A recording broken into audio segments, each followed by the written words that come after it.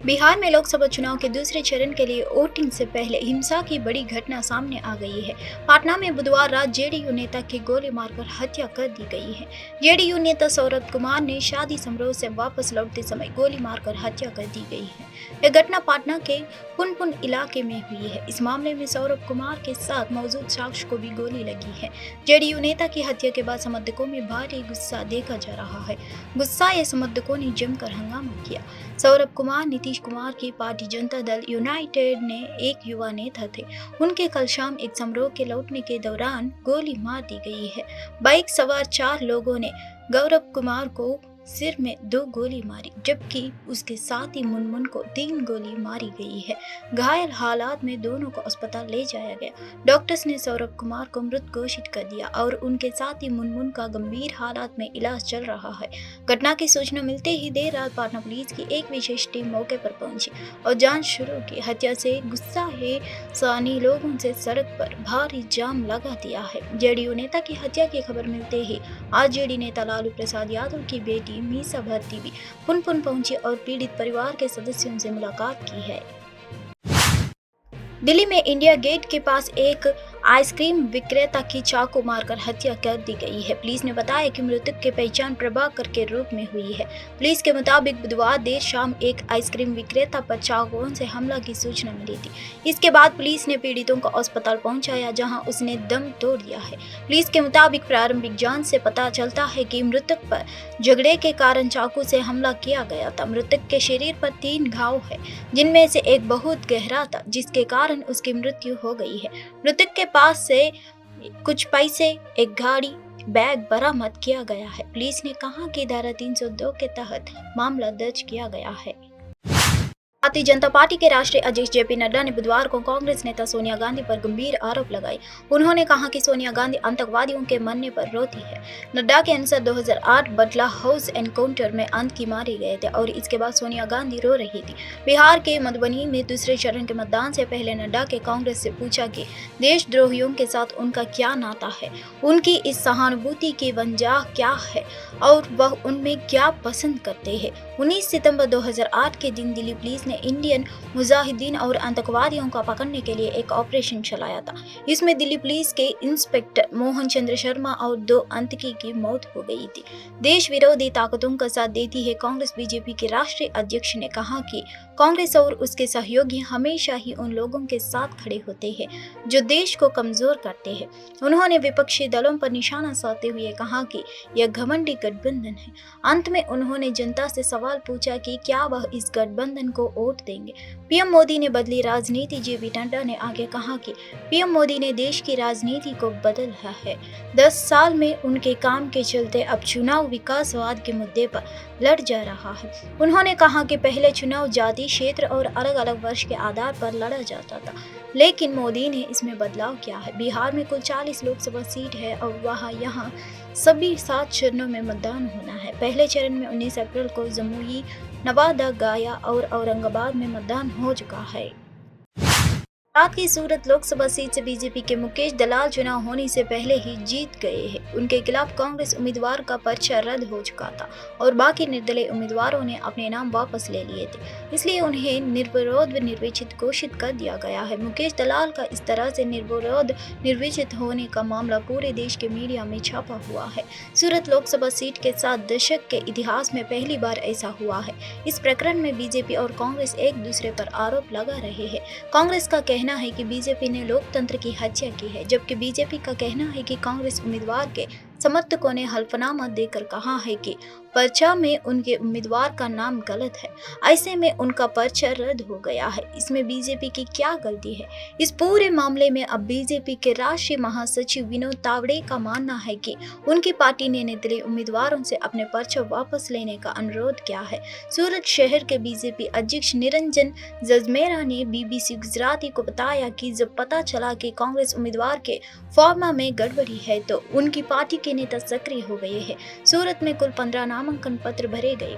इनमें कांग्रेस के नीलेश कुंबानी समेत 6 फॉर्म रद्द हो गए हैं।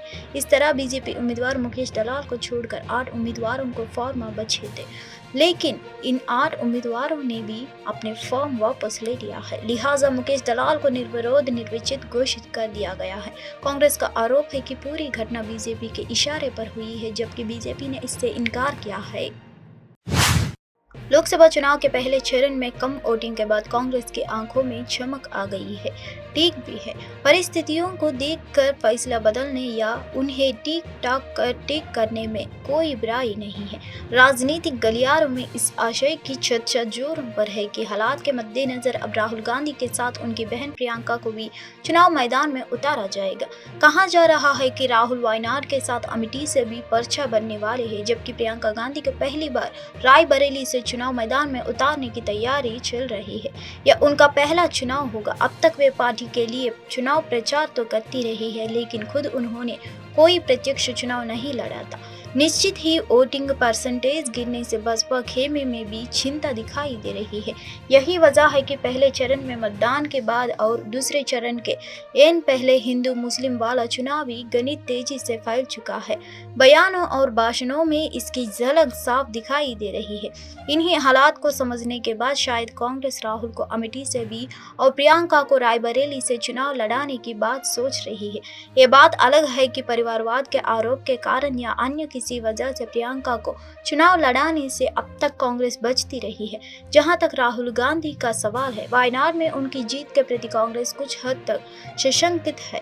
वहां कुछ राजनीतिक पार्टियां यह भी कह रही है कि आपको वायनाड से ही क्यों लड़ना है, कोई तो कारण होना चाहिए। क्या यह वर्ष से आपकी सीट रही है?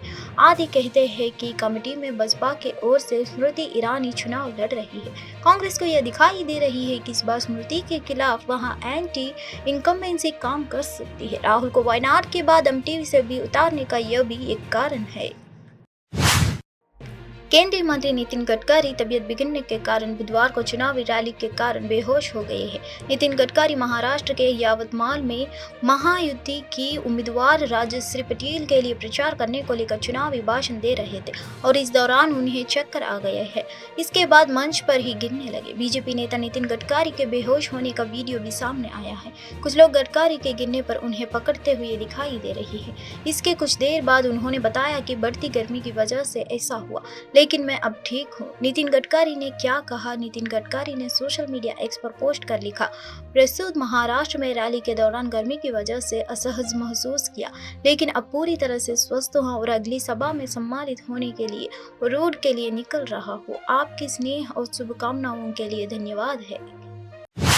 कांग्रेस अध्यक्ष मल्लिकार्जुन खड़गे ने बुधवार को कर्नाटक के अपने गृह जिले गुलबर्गा में वोटर्स के भावुक अपील की। उन्होंने कहा कि अगर आप आगामी लोकसभा चुनाव में कांग्रेस पार्टी के उम्मीदवार को वोट नहीं देना चाहते हैं, मगर आपको लगता है कि मैंने आपके लिए काम किया है, तो कम से कम मेरे अंतिम संस्कार में जरूर शामिल होना। कलबुर्गी से खड़गे के दामाद राधा कृष्णा डुड्डामनी कांग्रेस के उम्मीदवार है। कलबुर्गा के अफजलपुर में एक चुनावी रैली को संबोधित करते हुए कांग्रेस अध्यक्ष ने कहा कि अगर लोग कांग्रेस प्रत्याशी के लिए वोट नहीं करते हैं तो मैं समझूंगा कि मेरे लिए कलबुर्गा में अब कोई जगह नहीं है। कांग्रेस के राधा कृष्णा डुड्डामनी के सामने बीजेपी ने मौजूदा सांसद उमेश यादव होने वाले हैं।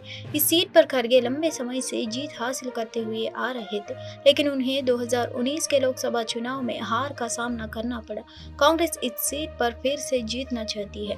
खड़गे ने कहा, मैं बीजेपी और आरएसएस की विचारधारा के हराने के लिए पैदा हुआ हूँ, न कि उनके सामने आत्मसमर्पण करने के लिए। उन्होंने मंच पर मौजूद कर्नाटक के मुख्यमंत्री सिद्धारामैया को भी उनके सिद्धांतों का पालन करने की सलाह दी। उन्होंने कहा, मैं सिद्धारामैया से बार बार कहता हूँ कि आप सीएम या विधायक के तौर पर रिटायर हो सकते हैं, लेकिन आप तब तक राजनीति से संन्यास नहीं ले सकते जब तक आप बीजेपी और आरएसएस की विचारधारा को नहीं हरा देते। राष्ट्रीय जनता दल के नेता और बिहार के पूर्व उप मुख्यमंत्री तेजस्वी यादव ने 24 अप्रैल को चुनाव के दूसरे चरण में अधिकतम वोट पाने का विश्वास जताया। बिहार के पटना में प्रेस को संबोधित करते हुए उन्होंने राजस्थान में एक रैली के दौरान पीएम मोदी के मंगलसूत्र वाले बयान की निंदा की। यह एक महत्वपूर्ण चुनाव है, हम इसे लड़ेंगे और दूसरे चरण में भी बहुमत हासिल करेंगे। अगर पीएम मोदी मंगलसूत्र के महत्व को समझते तो वह ऐसी बातें नहीं कहते। जब नोटबंदी हुआ इतने लोगों की जान चली गई, क्या पीएम मोदी ने उन विधवाओं की मंगलसूत्र के बारे में सोचा? किसानों के विरोध प्रदर्शन के दौरान 800 किसानों की जान चली गई, क्या पीएम मोदी ने उन विधवाओं के मंगलसूत्र के बारे में सोचा? पिछले 10 वर्षों में उन्होंने क्या किया, इसका जवाब देना चाहिए। पूरे देश में 2 गठबंधनों के बीच मुकाबला है, एक इंडिया है, एक एनडीए है। एक संविधान को बचाना चाहती है, एक नागपुरिया कानून को लाना चाहती है कि नहीं? हमारा मतलब यही कि जो इंडिया के साथ है वो संविधान को बचाएंगे, जो नहीं है वो संविधान के खिलाफ है। हो हाँ क्या है? पीएम और दूसरी बात, ये महत्वपूर्ण चुनाव है और हम सब लोग मजबूती के साथ दूसरा चरण भी 5 सीट लिख लो, आज 5 सीट जीत रहे हैं। लेकिन अगर आप लोग की सरकार आ गई तो माँ बहनों का मंगलसूत्र भी नहीं बचेगा। 2 बातें हैं। पहली बात कि आज ऐसी स्थिति आ गई, जिसकी भी पुश्तैनी संपत्ति थी, आज इतनी महंगाई हो गई है कि उसको बेचना पड़ रहा है। ये मोदी जी के राज में हुआ। जहाँ तक सोने की बात है, मंगलसूत्र की बात है, तो सोने का दाम कितना बढ़ गया। कांग्रेस महासचिव प्रियंका गांधी वाड्रा ने 24 अप्रैल को केरल के वायनाड में एक सार्वजनिक बैठक के दौरान प्रधानमंत्री मोदी पर निशाना साधा। संबोधन के दौरान उन्होंने आरोप लगाया कि पीएम मोदी वोट मांगने के लिए धर्म के आधार पर जोड़ तोड़ करते हैं। इस तरह के चुनाव के दौरान वह या तो आपसे आपके धर्म के बारे में बात करते हैं, जो आपकी भावनाओं को सामने लाता है, आपको धर्म के आधार पर वोट देने के लिए प्रेरित करता है, या आपको डराता है। इसके अलावा वह ऐसे मुद्दे भी उठाते हैं जो आपके लिए प्रासंगिक नहीं है। आपके दैनिक जीवन ने इस देश में एक ऐसा माहौल बनाया है जहां चुनावों के दौरान बेरोजगारी पर एक भी बहस नहीं होती है। मैं आज आपसे बात करने आया हूं क्योंकि आप मेरी बहनें और भाई हैं, जिन्होंने मेरे भाई राहुल को वोट दिया है। उनमें आपने वह सब पहचान लिया है जो ईमानदार है, वह सब सच है और जो आज भारतीय राजनीति में सही है, प्रियंका गांधी वाड्रा ने कहा है। With the help of the media, he has created an atmosphere in this country where during elections like these, he either talks to you about your religion, which makes your emotion, which brings out your emotions, manipulates you to vote for him on the basis of religion, or frightens you, or aside from that, he brings up issues which are not relevant to your daily life. അത് മാത്രമല്ല, ഈ മാധ്യമങ്ങളുടെ സഹായത്തോടു കൂടി തെരഞ്ഞെടുപ്പ് സമയത്ത് അദ്ദേഹം നിങ്ങളുടെ മതങ്ങളെ പറ്റി സംസാരിക്കാണ്, മതത്തെ പറ്റി സംസാരിക്കാണ്, നിങ്ങളെ ബാധിക്കുന്ന വൈകാരികമായ പ്രശ്നങ്ങളെ പറ്റി സംസാരിക്കാണ്, നിങ്ങളെ ഒരു വിധത്തിലും ബാധിക്കാത്ത തികച്ചും അപ്രസക്തമായ വിഷയങ്ങളെ കുറിച്ച് അദ്ദേഹം സംസാരിച്ച് ഭീഷണിപ്പെടുത്തി അദ്ദേഹം തെരഞ്ഞെടുപ്പ് ജയിക്കാൻ ശ്രമിക്കുകയാണ്. He has created an atmosphere in this country where during elections there is not one single debate on unemployment. There is not a single debate on what he has done to reduce the rise in prices. There is not a single debate asking how many hospitals he's built, how many. Samajwadi party प्रमुख अखिलेश यादव ने 24 अप्रैल को यह कहकर BJP की आलोचना की कि वे संविधान बदलना चाहते हैं और लोग उन्हें बदल देंगे जो संविधान बदलना चाहते हैं। बसपा के बड़े नेता हो या छोटी पार्टी के कार्यकर्ता, पहले चरण के चुनाव के बाद जिस तरह से उनकी भाषा बदली है और जिस भाषा का इस्तेमाल किया जा रहा है, मुझे उम्मीद है कि चुनाव आयोग इस पर कार्रवाई करेगा। उनके भाषणों से हार का संकेत मिल रहा था। अगर वे हार नहीं रह रहे हो तो उनकी यह भाषण नहीं होती। बीजेपी संविधान बदलना चाहती है और जो संविधान बदलना चाहते हैं जनता उन्हें बदल देगी, अखिलेश यादव ने कहा है। मैंने आपसे कहा कि पहले चरण के बाद जो भाषा बदली है और भारतीय जनता पार्टी का चाहे वो नेतृत्व हो और चाहे छोटा कार्यकर्ता हो, उनकी किस तरीके से भाषा बदली है। मुझे उम्मीद है कि जिस तरह की भाषा का इस्तेमाल हो रहा है चुनाव आयोग उन पर सख्ती करेगा। चुनाव आयोग कोई ना कोई कार्रवाई ऐसे लीडर्स पे करेगा जो चुनाव का ध्यान किसी और तरफ ले जाना चाहते हैं। इनके भाषणों पर हार का रुझान दिखाई दे रहा है। अगर हार न रहे होते तो ये भाषा होती, और जिन्हें